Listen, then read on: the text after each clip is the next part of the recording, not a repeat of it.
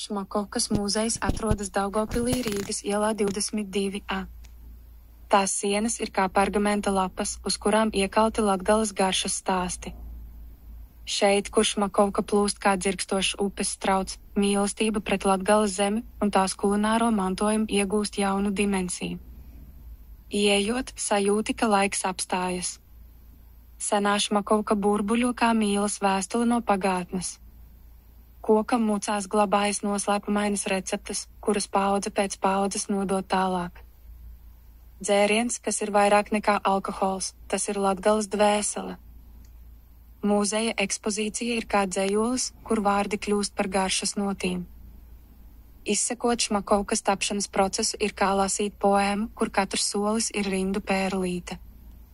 Autentiskas ražošanas iekārta stāsta par cieņu pret tradīcijām un mākslu radīt Šmakovkas garšu.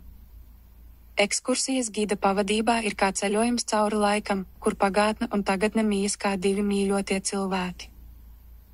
Bezmaksas audiogidi ir kā balss no senlaiku pasakām, kas dzirdama tikai tiem, kas vēlas klausīties.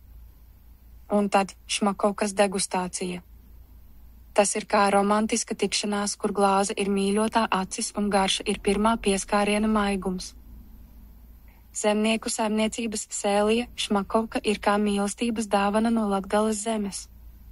Tātad iekāpi šajā mūzeja pasaulē, kur Šmakovka ir vairāk nekā dzēriens, tā ir poētiska atslēga uz Latgales sirdi.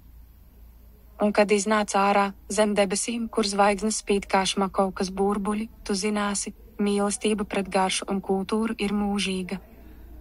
Vairāk informācijas par mūzeju un tā piedāvājumu vari atrast uz Šmakovkas mūzeja mājaslapas vai sociālajos tīklos, Facebook, draugiem, LV, Instagram.